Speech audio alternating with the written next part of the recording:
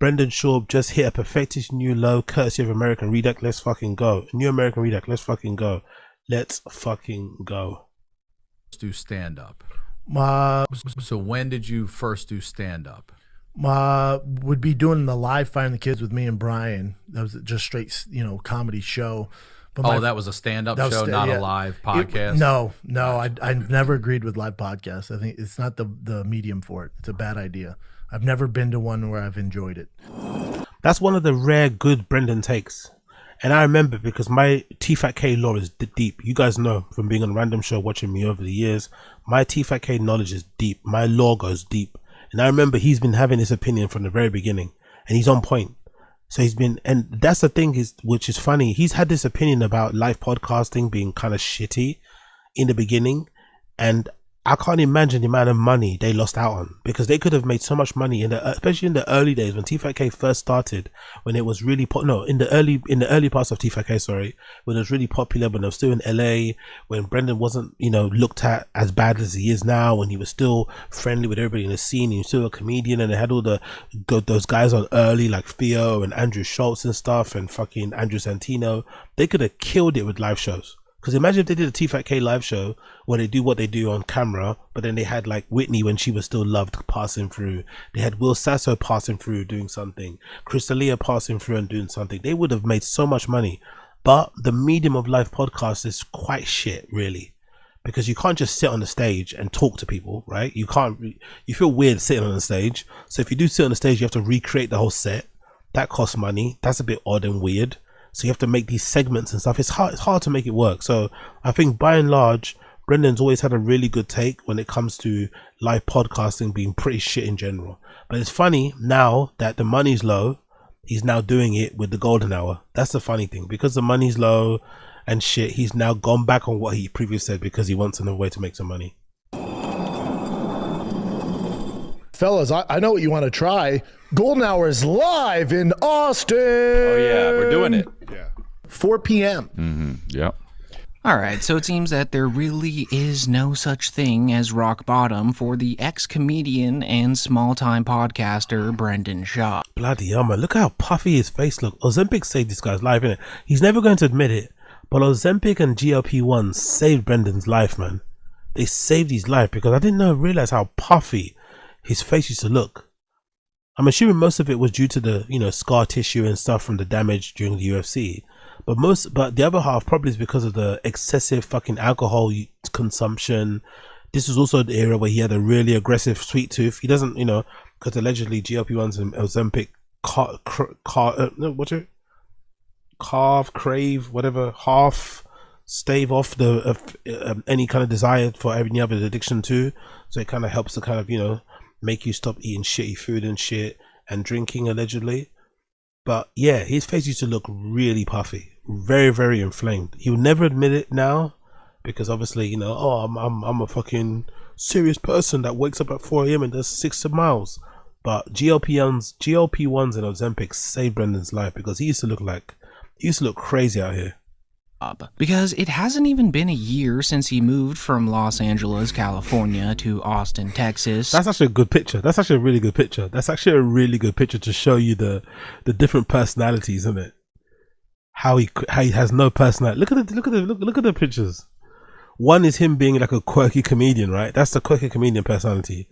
Quirky comedian personality with the fucking dick sucking lips. And the fucking drinks, right? The whatever drinks, whatever he's called, the big gulps, right? That's the big gulp era. The big gulps with the quirky glasses and the lips thing. And then now, all of a sudden, he's a fucking cowboy, right? With a pickup truck, fucking stuffing his face with fucking nicotine pouches. Even changed the glasses to aviators. I find it hilarious how he changes his personality so much, so often. For like an older guy, you don't really see it, innit? It's not a thing that older dudes usually do. It's something that you do when you're like a teenager or maybe in your early 20s. Like you change your personality based on your interest. Like if you're going through like an indie moment, if you're going through a little bit of a skater moment, you know what I mean? You change your personality that way. Maybe you're going through like a little, I'm a backpacker guy now. But this personality change is fucking crazy, man. When he was a comedian, he even drove different cars. when he was a stand-up comedian, he even drove different cars. Like, do you know what I mean? This is the Porsche era, Rogan, GTR3, Porsche make the best cars, the Schaubs are a Porsche family, and then now all of a sudden, this is a Ford pickup truck era, you know? Ford F-150, Ford 350, you know? Insane.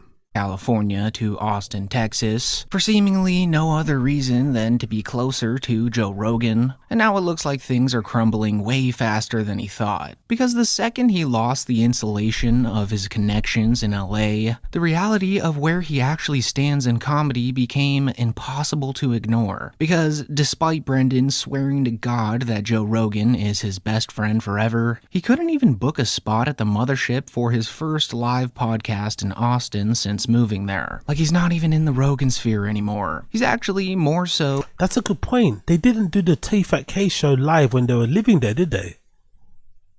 Yeah, that's true. They didn't do that, did they? That TFATK live show they did at the Vulcan, I think they were still living in LA, which is weird, isn't it? Why would you do a TFATK live show in Austin? I thought TFATK live show would only work in LA because of their connection to LA. That'd actually work. I think they'd actually get way more people. But they probably couldn't book a venue. Maybe they're all full up. So they went to Texas. And that live show was horrible, isn't it? Allegedly, they did in Texas. They didn't like it at all. It wasn't good. I think they filmed some of it, didn't they? I think we reacted to it on stream. And they brought Chin out awkwardly. Like, here's Chin. In the Chris D'Elia sphere now, as the live podcast is happening at 4 p.m., right before Chris D'Elia's back-to-back shows at the same venue. Jesus Christ. So Brendan's now at the point in his career where he has to ride the coattails of an alleged predator just to scrape by. It's weird though, isn't it? Because it's like, how much money is it really going to make? You know? Like, I'm saying it's a cash grab, but is it really a cash grab? Like, how much money are they really going to make? Like, they got ticket. Let's go to the Vulcan. Vulcan Gas Co. Let's actually see. How much are the tickets? March, isn't it? Right, 20th. There you go. Golden Hour podcast with Chris D'Elia, Eric Griffin, and Brendan Schaub. How much are tickets? Like, how much will they really sell tickets? How much are they really going to... They're not going to make that much money from it, really, are they? Let's be real. How much are tickets? $25. $25, bro. And what's the fucking capacity of the Vulcan? What's the capacity? 25. Are you crazy? What's the capacity of it? 658. 658 standing. Seating capacity 350. Let's say it's 350. Let's say they do the seating capacity of 350, right? That's what, 350 times 20 or 25 times 350, right? 25 times 350, $8,000, not including the rent, the price of the renting. That's like nearly 9,000, 8,750. That's not including the price of the renting, the price of maybe hiring the security, because some venues you have to pay you have to pay a venue hire cost, you have to pay for the security as well. And sometimes some venues have a thing where you have to, I don't know if you have it in the US, in the UK we have a thing where they have like a minimum. So if you don't sell over a minimum, then the show doesn't go on anyway, you know? I don't know if that's a thing in the UK, in the US. Like, if you don't sell a minimum amount of tickets to make it viable or worthwhile for the venue, they'll just cancel your night anyway. So you have to sell a lot of tickets and, you know, to kind of whatever it may be. Maybe it might be 10% or 20, something like that. But yeah, it's not a lot of money, in it. $8,000 between 3 people, plus whoever's going to be working there on the day, like Nick or something. Is it really worth the hassle? Maybe it's free. Maybe it's a free hit because Chris D'Elia is already doing a weekender, isn't it? And it's the debut. They're doing it before one of Chris's first live shows. So you'd imagine the venue will be ready already before he starts. It just seems like a bit of a waste of time. Am I bugging out? It seems like a bit of a waste of time. It doesn't feel like a money grab. It feels like a bit of a waste of time for everybody involved. And Chris, are your 2 shows that night? It's all at the Vulcan? Yeah. Yep. Oh, so you're just gonna be there from 3 to midnight? I don't know. You guys talked me into this. You know what I mean? Oh, we talked. No. It's not that I didn't want to do it. I did, but I'm like, I'm sorry. No way. Is that true? Big up Stinger Goo. Where do you see that on the Reddit? Where do you see that on the Reddit? His cars are all up for sale on the Facebook Marketplace. Not looking good. Okay, I gotta check that out. Fucking hell. Who was on the chat who said they wanted to see Brendan lose everything. Because I don't want to see that. There was like, oh, I want to see him lose everything. I want to see him shaking his tin cup in the street. I think whoever said that, you are definitely gonna be in for a treat then if he's selling all these cars. Your dream is definitely gonna come true. Wow, he's selling his house and the cars. Fuck, bro, what's happened? I wonder what's happened. They survived for this long so far. They moved to you sold your house in LA. You raised all that money. They raised quite a lot of money from the LA sale, right? Like 4 million or something. Like, I wonder what happened recently to make this turn, because so far they were faking it till they're making it for so long, for a while, innit? They were faking it till they made it for a while. So I wonder why has the shit hit the wall now? Why is it suddenly going pear-shaped now? I wonder what happened. Is podcast one failing? Something happened with podcast one. Maybe something happened to podcast one.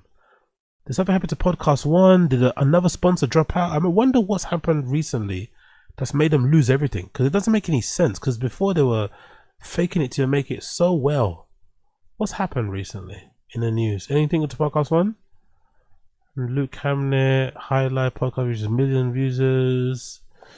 Podcast one targets AI search with new. So podcast one announced a new partnership with this AI platform called Gotavi. So I wonder what's happened. What has happened with Brendan's finances that has led to this? Sorry for the detour. Those of you who are watching. Sorry for the detour. Podcast one. Podcasters have long worried about showing up in search engines and Google, but growing amount of searches being done on AI platforms. It's led Spotify to announce its integration with ChatGPT in the fall. Podcast one is now connecting with startup Gotavi to help with improve AI-based discovery. The quote, AI is fundamentally reshaping how audiences discover content, how media is monetized. Robert Ed, executive chairman of Podcast One. This multi-year partnership with Gotavi now allows us to leverage AI in two crucial ways. First, by using it to increase how Podcast One content is surfaced. And second, by using AI-driven interaction to convert attention. So they're announcing partnerships with AI platforms. So they're definitely doing well, right? You'd imagine. This is a partnership. You don't do these partnerships if you're going on the way down. So I don't know. I wonder what's happened with Brendan's finances in the back end that's led to this shift. We'll find out soon. So Brendan's gonna be the filler before Chris's main shows, and is hoping that D'Elia's dwindling fan base will leave work early that day to watch him, Eric Griffin, and D'Elia talk about God knows what for an hour straight.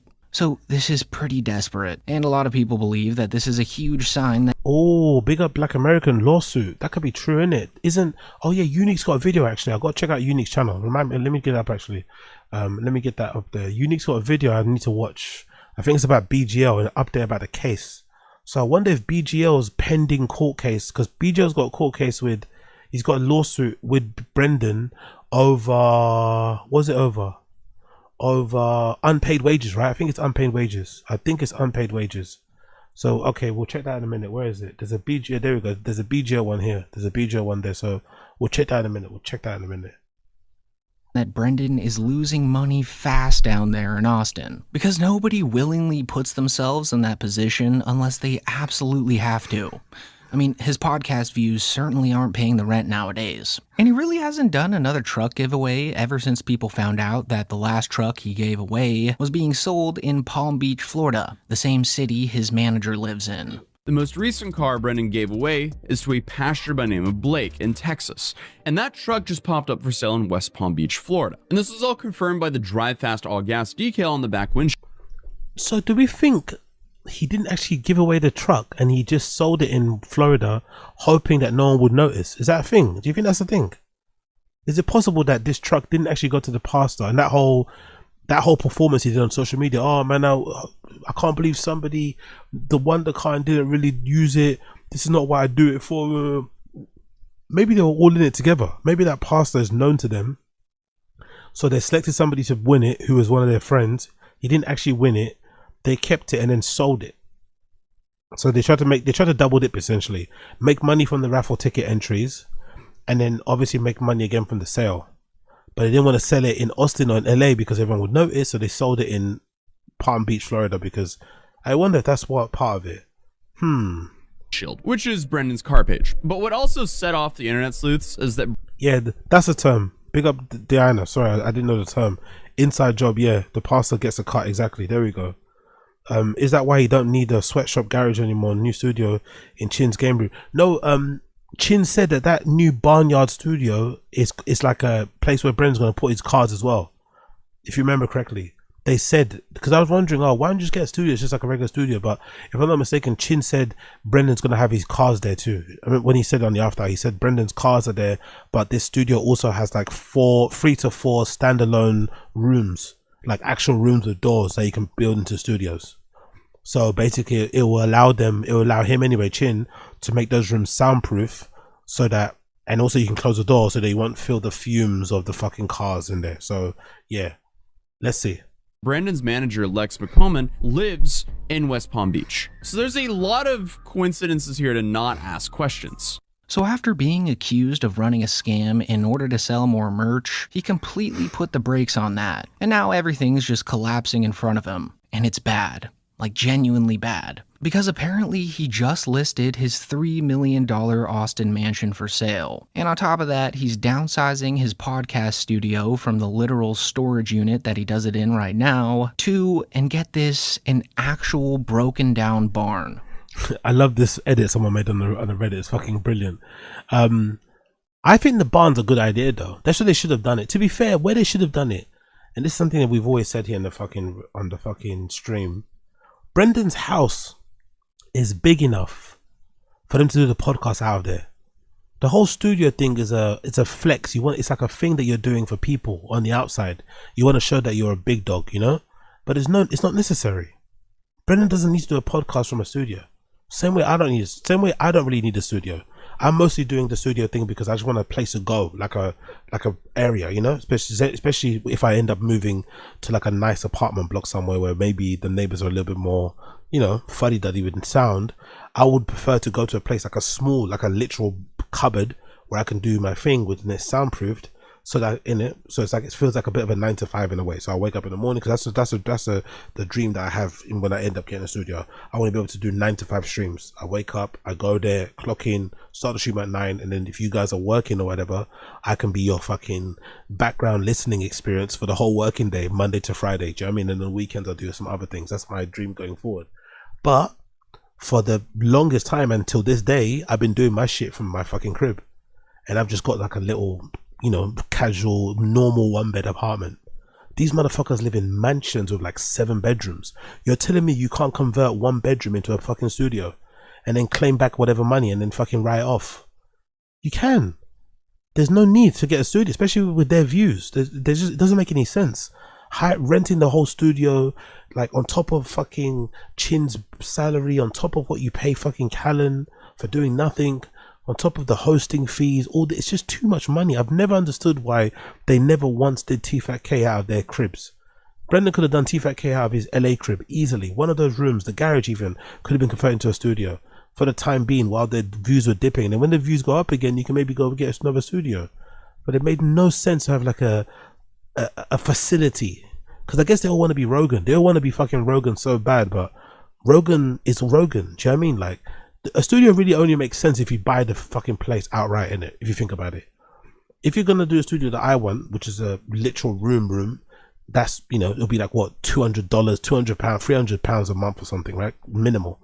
And of course, making sure the podcast will pay for itself, stream pay for itself. But the only way one of these units makes sense is if you buy it outright. And I think Rogan bought his, because Rogan's got a really big one in Austin somewhere, right? They does his podcast from. But if you're renting, it makes no sense, man. I can't imagine what he paid rent for the LA one. I can't imagine, considering what I know now about property prices in America. I cannot imagine what the fucking monthly rent was in that old fucking TFATK Thick Boy fucking studios in LA. I can't imagine what they were paying monthly, because that was a nice spot. And it also came with like cleaners, you know, and shit like that. That was a nice spot. They must have been paying crazy amounts of money. Like the guy is genuinely considering downsizing his new studio to a literal broken down barn. Something his producer keeps trying to frame as a fixer-upper to soften how insane that sounds. And the fact that they even feel the need to spin it that way already tells you everything you need to know about how dire the situation actually is. Oh yeah, Apex Putter, true. I wonder if they got busted for podcast and storage unit. I remember when they first moved into the storage unit, some very evil people on the Reddit, right, as Brendan would say, some very evil people on the Reddit, somebody posted that it was actually illegal to do a podcast in those storage units, if I'm not mistaken. I don't sure you remember. Maybe it was in a stream chat. No, I don't think it was my stream chat. I'm pretty sure it was a Reddit. Somebody posted like it was against the against the law or something for you to do a podcast from a storage unit or something. I'm not sure if that's true. Please forgive me if it's wrong, but I'm pretty sure in Austin it's like there's something, maybe because it's a commercial space, I don't know, there was some sort of thing. And I remember somebody posting a link of who to like snitch on or who to file a report on. And I think some people on Reddit were like filing reports saying, hey, this guy is doing something he's not meant to be doing in the storage unit. So I wonder if that eventually come back to him. I wonder if that's eventually come back to bite him in the ass. Oh no. Is not great, man, for both of us.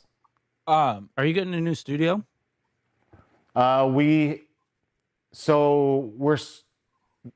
said, hey, let's look for a new studio because the lease is up. So I started looking online. I've been complaining. Brian's been complaining. We've all, other than, Brendan's the one, I think Brendan's the one that found the studio, but we all hate it. It's not a studio. It's a piece of shit, The current one, correct?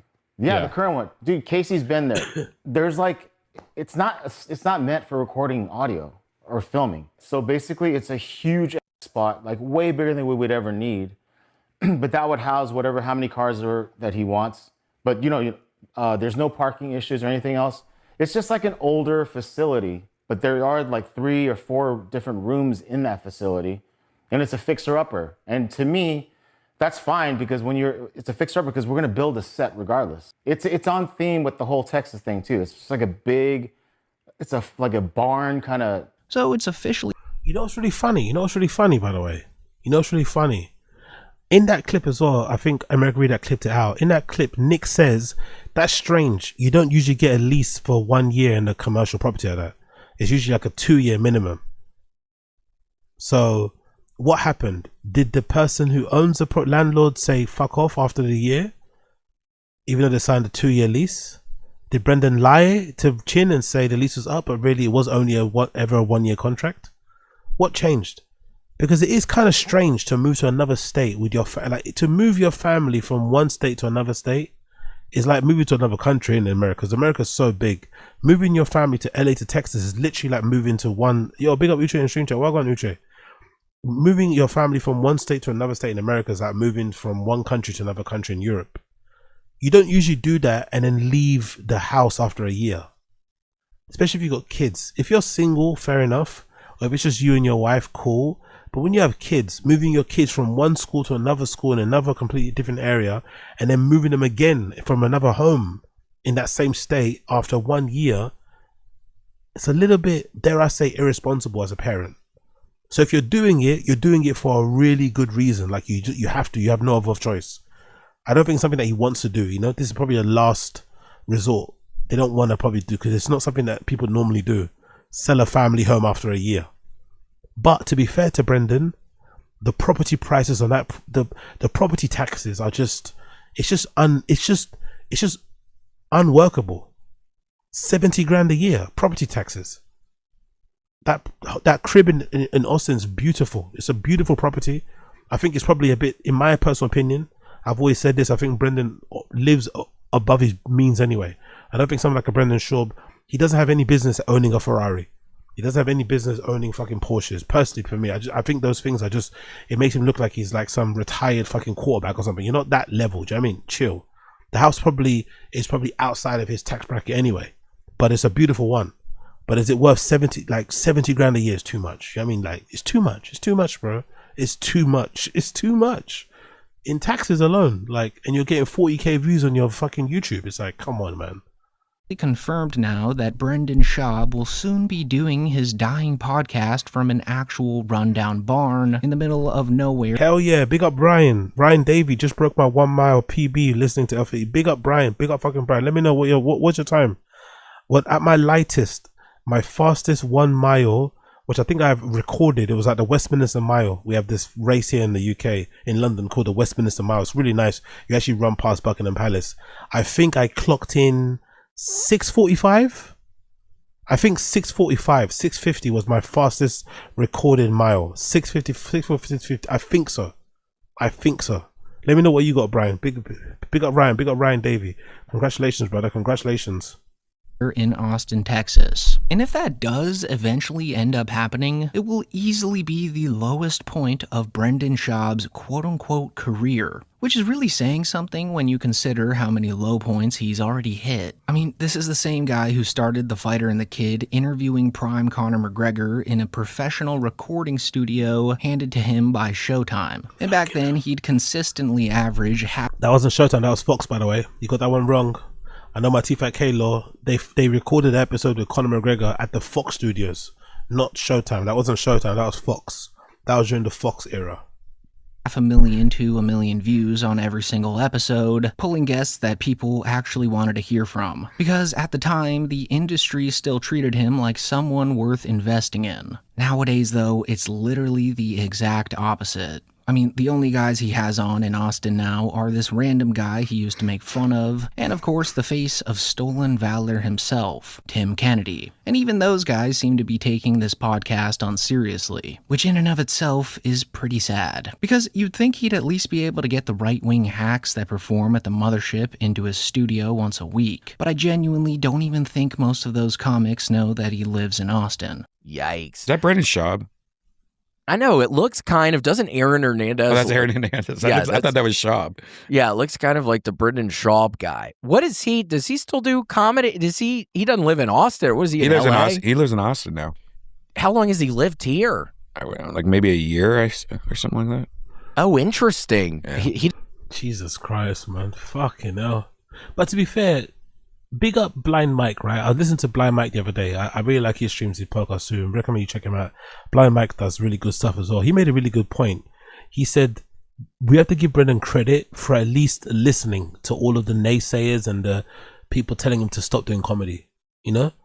He eventually did stop. We have to give him credit for that. He eventually stopped subjecting us to his comedy. Like, okay, cool, I get it. I'm shit at stand-up. I'll hang it up, you know? He didn't keep on pursuing it. He didn't keep on putting out specials. He didn't keep on fucking insisting he was funny. You know? When the crowd booed loudly, he listened and he stepped away. I think Blind Mike made a really good point with that. That's very, very true. doesn't really do any stand-up here, does he? No, I don't think. I think he quit stand-up. So what does he do now? Just to talk about the MMA podcasts and stuff, and I don't know. Well, I don't really know. Fuck, you know, that's fast. Big up Ryan Davey. You're rapid, bro. 6:16. Fucking A. Big up fucking Ryan Davey in the fucking chat. Big up fucking Ryan Davey in the chat. I'm gonna give you a run emoji. I'm gonna give you a run emoji. 6:16 is rapid, brother. Well done. Want you to break that, get closer breaking that 6, mate. You're a mad guy. 6:16 is rapid. Well done, Ryan Davey. Well done. yeah, it's hard to say. It's hard to say. We have no idea, Grant.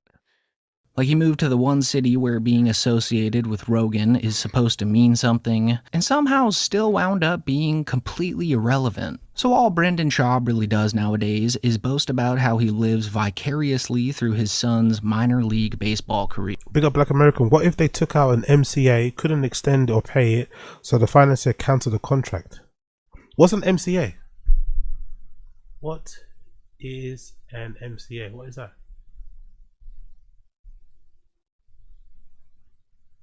Was that US property?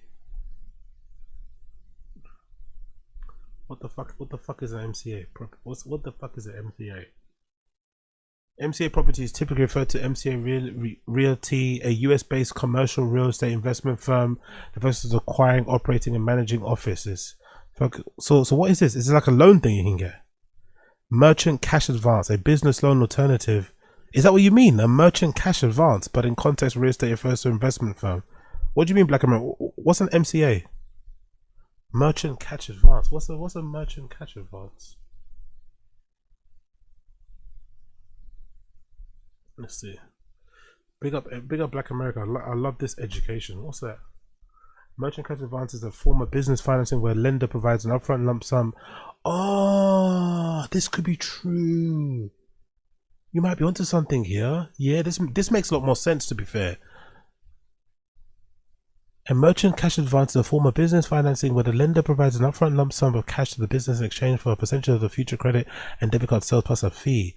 Unlike traditional business loans, an MCA generally not considered a loan but rather a purchase on future receivables, which often means that they are not subject to the same strict regulations as other and high approval rates. That's such a good point, yeah. And then as the years go by, they couldn't pay. That is true. That is such a good theory. I love that. That's such a good theory. I love that theory. I'm not gonna lie, that is such a good theory. Hatred Texas, Joe keeping up with the extra rich people, travel ball now. Yeah, to be fair, that's also a good point. And I made the clip on that. Make sure you check out the clip where I talk about him complaining. The moment Brendan started complaining about his kids' sports prices, I knew something was up. Mr. Baller, Mr. 17 cars, AP watches, crazy amount of trainers. When he started to complain about his kids' sports, remember, people in the stream chat, when I made a point, I was like, hey, he's complaining about his kids' sports. He's complaining about how much it costs to put his kids through, to put his kids in those different sports that they're doing, right? Because at one time, Tiger, do you remember at one time Tiger was doing jiu-jitsu, he was playing football, he was wrestling, because Brendan said, oh, wrestling and grappling is really good for your grip strength, all this shit. And he was also doing travel ball, baseball shit. So those are 4 different sports with probably 4 different teams and 4 different payments. And he started complaining. When he started complaining about that, I knew something was up. Something, because he loves Tiger. Tiger's his apple of his eye. I mean, he wants his kids to all be professional sports players. Athletes, sorry. So if he's complaining about the prices, that means money's tight. And how he's teaching them to sock anyone in the face who disrespects them. When they're like 7 or 8, because the girls mature way faster. So an 8-year-old, 9-year-old girl. Young old vibes. Oh my god. Young old vibes. My friend pays $15,000 a year for a kid to do travel ball, and that's not including the travel, the hotels. $15,000. Oh my god. Oh my god. Actually, I want to see how much is what's the yearly price to let's see Gemini. I think go for Gemini. What is the yearly cost of putting my 10-year-old son through in a flag football team in America, in Austin, Texas? Oh my god, 15K. In Austin, Texas, yearly cost for a 10-year-old to play flag football typically ranges from $150 to $650, depending on whether your son plays single season. Jesus Christ, that's still $650 on top of whatever you're doing for travel ball. God damn. That's fucking hell. Not including the kits, the food. Yowzers. And then, by the way, on top of that, you got the 70 grand of fucking property taxes. Yeah, I'm not surprised he's clawing shit back. Girls physically bigger, stronger. When they start trying to bully the boys, I'm like, just fucking hit them, dude. It's just fucking sock them. T was in summer camp. And there was this 12-year-old girl. 12-year-old girl looked like Kevin Durant with tits, man. I was like, bud, you gotta hit her once, dude. And she you just gotta do it once, and then she'll know not to fuck with you. He was so scared though.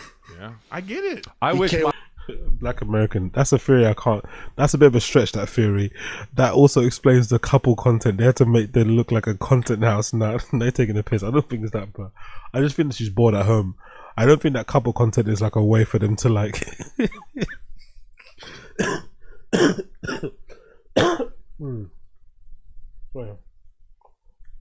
Justify tax exemptions though. I just think they're bored. I think the couple's content is more of an illustration of how bored she is. how much free time she has, not a lot of friends. I think that's why the couple content is there. The couple content is mostly because she's just bored. I wish when I was younger, my dad told me stuff like that. If this person's fucking with you and he's not stopping, then you got to stand up for yourself. Hit him.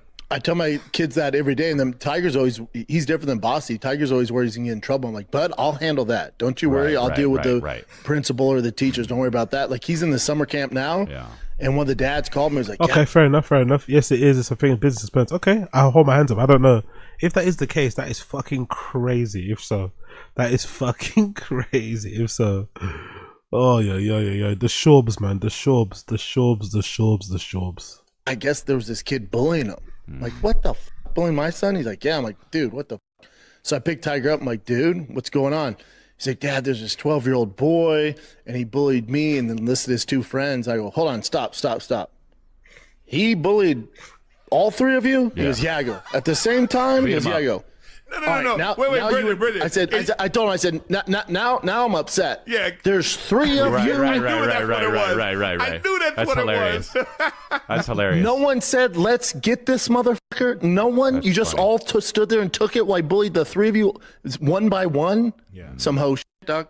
So just some really valuable life lessons to be teaching literal children. But unfortunately, this is nothing new coming from Brendan. Like, ever since quitting stand-up comedy because he couldn't sell tickets, he basically made his kids' baseball careers his entire personality. And that alone would be fine if it didn't come packaged with all the weird aggression and ego he brings into it. Because it stops being about supporting your kids and starts becoming about feeding your own insecurities through them. Which makes it even funnier when you go back and read that alleged behind-the-scenes story from one of the other dads on the team, where he claims that Brendan just sits in his car on his phone during the other dad. Let me read it, actually. Long story short, I'm a baseball dad. My son is on the 9U team. By the way, that's what you say, right? You say 9U.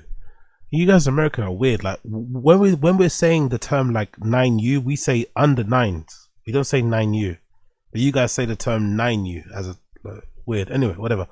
Long story short, I'm a baseball dad. My son is on the 9U team here in Calabasas with Brendan's son.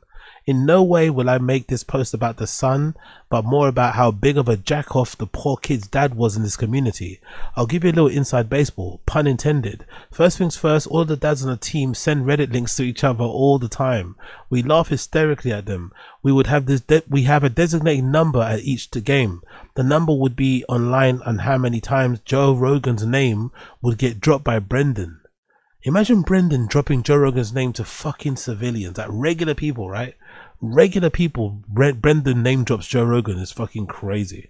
I get name dropping his name around other celebrities or people in the industry, but like to just regular dads, it's just fucking crazy work. I'm not gonna lie. He couldn't go an entire game or an event that he would always invite himself and his wife to. He couldn't go to an entire game on an event that he would always invite his games to. And when we found out he was moving to Austin, we joked how long it would be until a restraining order would be filed. His obsession with him is unreal. He told us over and over that he and Rogan were best friends, and also says nobody has been on his podcast more than him. He also told us that he needed to move to a community where he was around more conservative people like him, but moved to a super liberal city. Ha ha ha. And my favorite story to share, and this tells you all you need to know. When I put the order in for the jerseys, he gave me his number, preference first, before even giving his son's. Yeah, that was when I know the story was true. That little detail there is when I knew the story was true. At first I thought it was a lie, but that little nugget of information, he gave me his number preference before he gave me his son's, was classic Brendan. Classic Brendan. More excited about his jersey about his son. Like, what? I explained to him that we let the kids pick their numbers first. Instead of saying that he agreed and understood, the first thing he did was ask if I knew any of the boys wear 66. I told him I wasn't sure. The numbers change a lot with kids, and he looked at me with all sincerity and said, "That's daddy's number." Now all the parents still say that's daddy's number to each other all the time. It's so cringy. And lastly, don't let his words fool you around how busy he is with travel ball. On the multiple occasions during practice, he would just sit in his truck on his phone. Then come game time, he would be the first parent in the dugout. His wife in there with him taking photos. Anything for the gram, right? Anyways, just thought I'd share some funny thoughts from Americans' dads. On the team, where he claims that Brendan just sits in his car on his phone during practice and only shows up to the dugout during games. Also, according to that same story, Brendan was apparently obsessed with telling all the dads that Joe Rogan is his best friend, and that he has the most appearances on the Joe Rogan Experience, which is honestly exactly what you would expect him to be saying. I think the funniest part about that story, though, was the jersey number thing, where he apparently requested his number before any of the kids, saying that number 66 was daddy's number, which just so happens to be Yasiel Puig's MLB number, which is just insane when you learn that that player dated Brendan Schaub's wife before she ever met Brendan. What do you think that's about, by the way? I know there are some dudes that really enjoy... who really enjoy fucking girls that they know are in relationships, right? It's like a little, you kind of get off on that, oh, you know, I did something naughty type of thing, right? I know there are some guys that enjoy stealing girls from other people. Like, hey, you're with this girl, I'm going to make her break up with you, then I'm going to make her mine. I know there are some guys that enjoy sleeping with women when they know they slept with other people that they know. That's like a Joe Budden thing. Like, Joe Budden's known to do that. He allegedly fucks a lot of his friends' exes and shit, right? But I wonder what this is. You're with Joanna now. Joanna's your wife. She's the mother of your 3 children. You've been together for a long time. He's probably been with Joanna longer than Joanna ever knew this fucking Puig guy, right? Although he's a baseball player, they've probably known each other longer than she ever knew this guy. So why the number thing? What's that about? Does he generally like 66? Is this like a way of him like flexing that, oh, I got her, you didn't get her? Strange, isn't it? It's a really odd thing. Very, very odd. So there's a lot going on there psychologically, and none of it reflects particularly well on Brendan. But at the same time, it's also not surprising in the slightest, because this is the exact same guy who yelled at his son for letting a bigger kid hit a home run off of him, threatening his son that he'd never pitch again if a fat, slow kid ever got a hit off him. And just remember, guys, that his son is literally 8 years old or something like that. I went to the mound the other day. Again, he only gave up 2 hits. There's a big fat kid there, slow. I went, buddy, if this kid gets a hit off you, we're not pitching anymore. That's where I'm at. And that's also why his attitude's that way. Part of it, it's on me. I go, if this fat kid, slow fat kid gets a hit off you, this isn't for you. That's a little bit... What? Mean? It's sports. Tighten the fuck up. Jesus That's why I'm his dad. That's why he's an outlier, you know? That is, you got to be ruthless. Yeah. If he's a big, chunky, slow kid, and he gets a hit off you, oh, in other words, we got work to do. If he's big chunky kid, his bat speed's going to be a little slower, so let's everything's throw slow. It down the pipe. Oh, light is, and also from the silence, go, light his ass up. And then T just looks at me. You'll say that from the... Oh, yeah. Oh, baseball's no joke, huh? I mean, no. Light his up? Oh, yeah. I get pretty hardcore. And you see, while most things that come out of Brendan Schaub's mouth... Imagine being proud about that, by the way. Imagine being proud about that. Imagine saying that proudly. God almighty. ...are straight up lies. The fact that there's actual footage of him screaming at the umpire during his kid's rec league game... Whilst wearing the 66 jersey, by the way. But I was wearing the 66 jersey, trying to intimidate the guy. Trying to ego him. ...makes it a lot easier to believe that these stories are indeed real.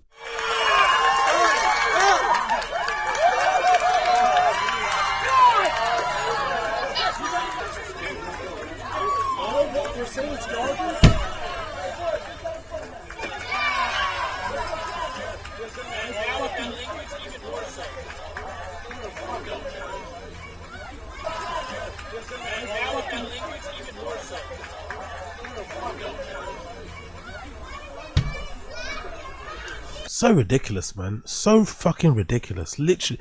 And you know what? I get that sports in general, especially when you're a kid, you're going to get emotional.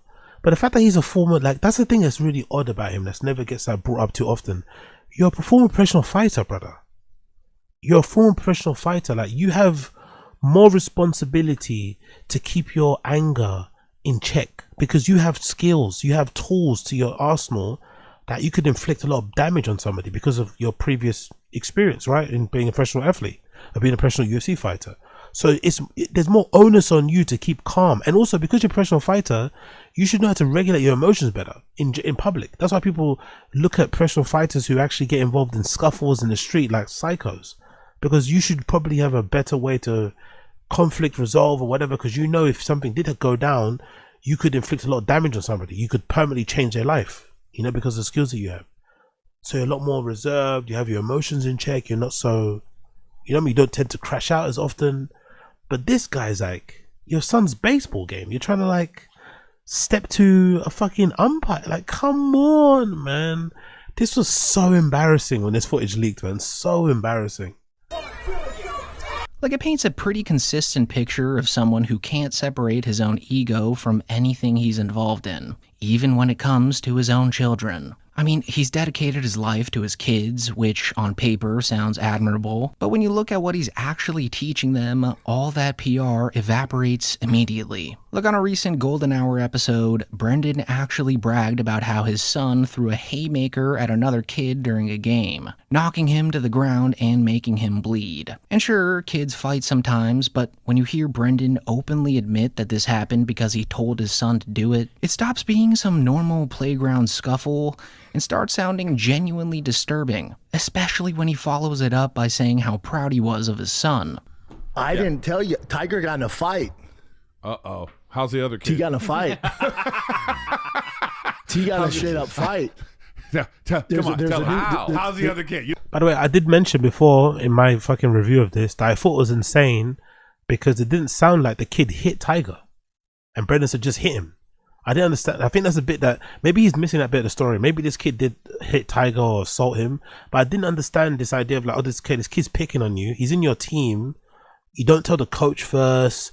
Brendan doesn't try and pull the parent to one side to resolve the issue. It's just a straight up, okay, if he touches you again, if he touches you in any way, hit him. It's like, what? You don't want to tell. You don't want to say it. So how old is he now? I'll tell you. No, he can fight with the principal. He's 9. He's 9. So yeah, Tiger's he poked 9. Aspen on the eyes. Tiger's 9, and so travel baseball just started, right? Super competitive majors. So it's the highest level you can play, right? And there's a new kid on the team. And Tiger goes, I don't like that new kid. T likes everybody. He goes, I don't like this new kid. He keeps messing with me. I'm like, all right, whatever. He's always excited to go to practice. And I go, T, ready to go? He's like, yeah. I'm like, what's wrong with you, dude? He's like, I don't like that kid. He keeps messing with me. I'm like, messing with you how? He goes, like well, he keep pushing me, keeps doing this. I go, well, you got to stick up for yourself, bud. He goes, what do you mean? I go, if he pushes you, you got to stick up for yourself so he moves on to somebody else. Otherwise, he can do this all season long. Right. He goes, what would you do? I go, if he puts his hands on me, I'm going to sock him in the face. Right. He goes, really? I go, I'd punch him right in the fucking face. That night, I'm with the rest of the dads. We're talking. And some dad goes, oh, man, that kid just shoved Tiger. I go, what kid? He goes, that kid Lincoln just shoved Tiger. I'm like, oh, hell no. So they're at third base. T's in front of him. He pushes Tiger. I see Tiger turn around. I'm like, come on, man. The kid pushes him again. I see Tiger turn around and just go, whack. Well, right in the fucking face. Kid falls to the ground. Blood's all over his face. Yeah. Tiger, the coach like yells at him. Tiger comes. Big up people in the stream chat. He pushed him. So let me know people. Maybe it's different when you got kids. If your son told you that a guy in his team, maybe it's different if it was school, but a fellow teammate was pushing him, would you advise your kid to punch him in the face? Because it doesn't sound like Brendan had ever approached a coach with this issue. It doesn't sound like Brendan approached a parent and tried to resolve it that way. It sounded like the first time he heard about his son having an issue with a teammate was about the push. Would you tell your son to punch them straight away? Was that what you told him? You wouldn't tell him to push them back. At the very least, if you're going to do the violent thing or the aggression thing or the physical contact, wouldn't you at least tell your son to push the other kid back? If that kid pushes you, push him back. Would you go if he pushes you, punch him? Sounds a bit excessive to me, no? And also, do you buy the idea that Brendan's son punched his kid so hard in the face that his nose exploded with blood, and the other parent was cool with it? None of the other parents freaked out. You know how parents are usually with their kids. They freak out, right? No one freaked out at the sight of Brendan's son punching another kid in the face and breaking his nose or something. It just all sounds very not believable. Comes out, he's like, Dad, can I talk to you? I'm like, I pretend I didn't know what happened. I go, yeah, what's up, man? He goes, you told me to stick up for myself, and my kid kept pushing me. I'm going, what'd you do? He goes, I punched him right in the face, and Tiger starts crying. He's like, I'm going to get kicked off the team. I went, hold on. I said, first of all, Knuckles, proud of you. Glad you stuck up for yourself. So if that story's true, it says a whole lot about who Brendan really is when nobody's watching. Because that's not really the behavior of someone who's grown or learned anything from the countless failures of his career. So in general, Brendan comes off as deeply unlikable here, like he always has. And now that he's moving his operation to a literal barn, expect to hear these same stories echoing out of a rundown shed somewhere in Texas. Like he'll probably still be telling them in this exact same way, still convinced that everyone else is the problem. And I touched on this more in my most recent... Let me actually check this out. Oh, big up American Reader. Check out his Patreon. He's got a Patreon as well. Big up to him. I need to update my Patreon. I'm being so fucking lazy. Bear with me a second. I need to update my Patreon.